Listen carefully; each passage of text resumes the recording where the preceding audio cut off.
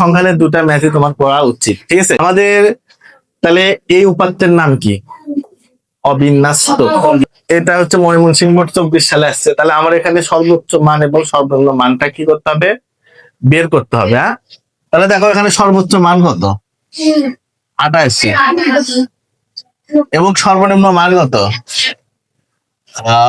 100 number. শুরুই করবা তুমি এই শ্রেণী সংখ্যা বলুক, সারণী বলুক, যেটাই বলুক, তোমার সর্বোচ্চ মান সর্বনিম্ন মান লাগবে, না হলে হবে না, ঠিক আছে?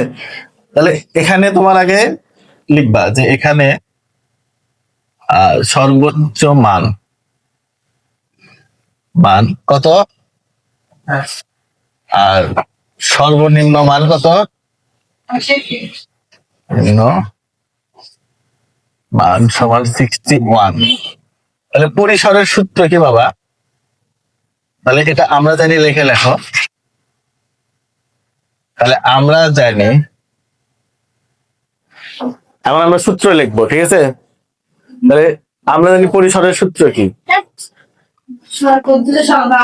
পরিসর সমান সর্বোচ্চ সংখ্যা মাইনাস সর্বনিম্ন সংখ্যা প্লাস 1। তাহলে এখানে সর্বনিম্ন সংখ্যা মানে সর্বোচ্চ সংখ্যা মানে কি? সর্বোচ্চ মান যেটা সেটা কত? 88 মাইনাস সর্বনিম্ন মান কত? 61 প্লাস 1। তাহলে 27 যোগ 1, তাহলে কত হলো? 28। ওরা কিন্তু শ্রেণী ব্যবধান কত দেওয়া আছে বাবা? 5, ঠিক না? তাহলে শ্রেণী ব্যবধান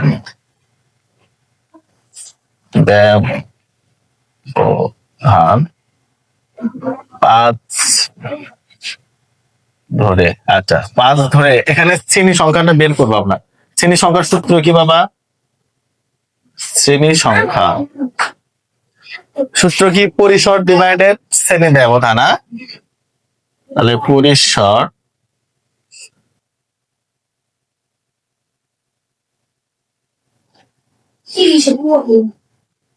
তাহলে পরিসরের মান কত পাইছো বাবা? 28। শ্রেণী ব্যবধান কত? 5.6। 5.1 এলো পরের ঘর নিতে হবে। 5.6 তো অনেক দূরের কথা। তাহলে 6। তাহলে শ্রেণী সংখ্যা কয়টি হবে? 6টি। খ নাম্বার। দেখো খ নাম্বার প্রশ্নে বলছে গণসংখ্যা সারণী তৈরি করে মধ্যক নির্ণয় করো। আচ্ছা, আমরা গণসংখ্যার সারণী তৈরি করবো, কিন্তু মধ্যকের একটা ঘর নিব। সেটা কি? ক্রমজড়িত গণসংখ্যা। এটা তো বুদ্ধিমানের কাজ। তাছাড়া খালি ইয়ে করে গেলে তো মধ্যক নির্ণয় করতে পারবা না, ঠিক না? আচ্ছা, ওদের কথার মধ্যে আমরা লিখি যে গণসংখ্যা সারণী সংখ্যা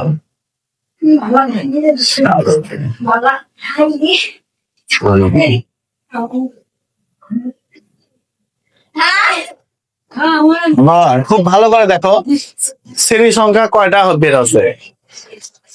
শ্রেণী সংখ্যা বের হয়েছে কয়টা? 6টি।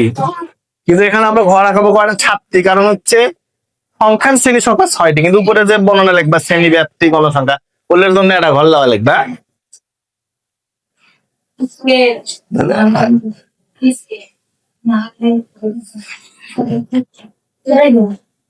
আর এইদিকে ঘর কয়টা হবে? 4টি। শ্রেণী ব্যাপ্তি, ট্যালি, গণসংখ্যা, ক্রমজড়িত গণসংখ্যা।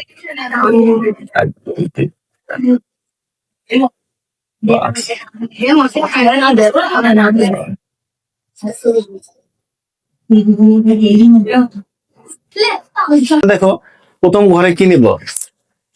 শ্রেণী ব্যাপ্তি।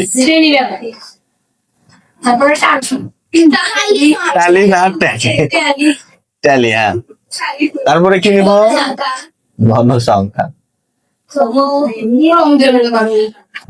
ক্রম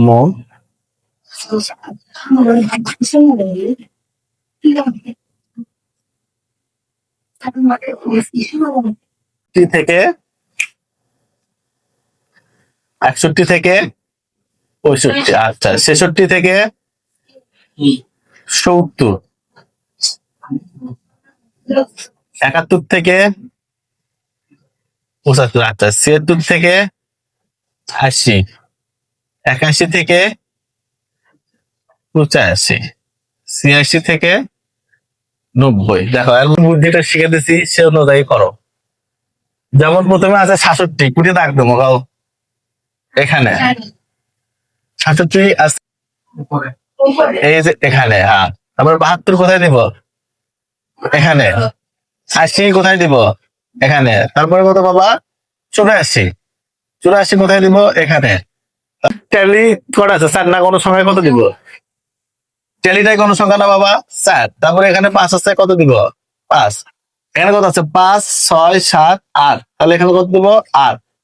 এখানে কত আছে? 5 আর 1 6। সো এখানে কি দিব? 5 আর 1 6। এখানে কত আছে? 1। তাহলে n সমান টোটাল কত হলো সেটা পরে। আগে দেখো এই কোন সংখ্যা যোগফল যা হবে এনও তাই হবে। তাহলে এটি 4 সাইডে দিলাম, 4 আর 5 যোগ করলে কত হয়? এই কর্নারে কি করতে হবে? যোগ করতে হবে না? 4 আর 5 কত হয়? 9, 9 আর 8 মানে এই কোণার সাথে এই কোণা যোগ করতে হবে, বুঝছো বাবা? তাহলে 17 এর সাথে কত যোগ করবো? 6। কত হয়? 23। 23 আর 6 কত হয়? 29। 29 আর 1 কত হয়? 30। তাহলে এর সমান কত হলো? 30। তাহলে এখান থেকে যদি আমরা মধ্যক বের করতে চাই, তাহলে আমরা জানি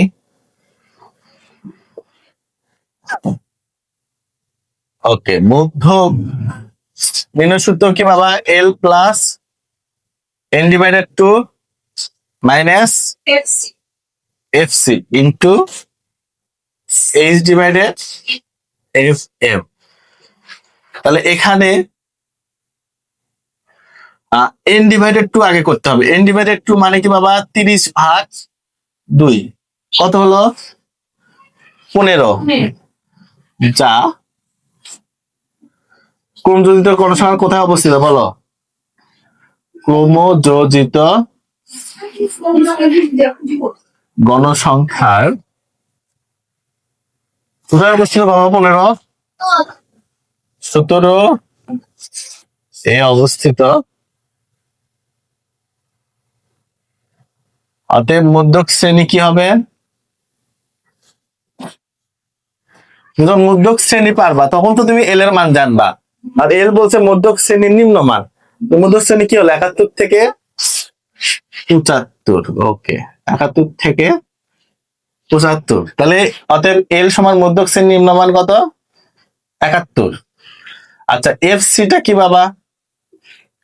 মধ্যক শ্রেণীর ক্রমযোজিত গণসংখ্যার পূর্বের ক্রমযোজিত গণসংখ্যা। পূর্বের ক্রমযোজিত গণসংখ্যা কত? 9। তাহলে এফসি হবে 9। তাহলে এফ এম কি? মধ্যক শ্রেণীর গণসংখ্যা কত? 8। এই মধ্যক শ্রেণী বের কেন করলাম বুঝলা? ওটা ছাড়া কিছুই করে পাচ্ছে না। এফ এমটা কত? এই মধ্যক যে শ্রেণী বাড়াবে তার গণসংখ্যা কত হলো? ব্যবধান কত বাবা? দেখো 61 থেকে 65 কত হলো? 5। আমরা ধরেও নিচ্ছি 5 যেহেতু 5। তাহলে এখন আমার মধ্যে সব মান দেওয়া আছে, বের করতে পারবো না? তাহলে এল এর মান কত বসাবো? 71। n/2 এর মান একবারে বসাবো, কত? 15। ওই যে ওখানে বের করছি ছাই না? মাইনাস এফসি এর মান কত বাবা? এফসি এর মান কত? 9 না? ইন্টু এইচ এর মান 5, এফ এম এর মান 8। তাহলে দেখো 71 যোগ 74 দশমিক প্রায়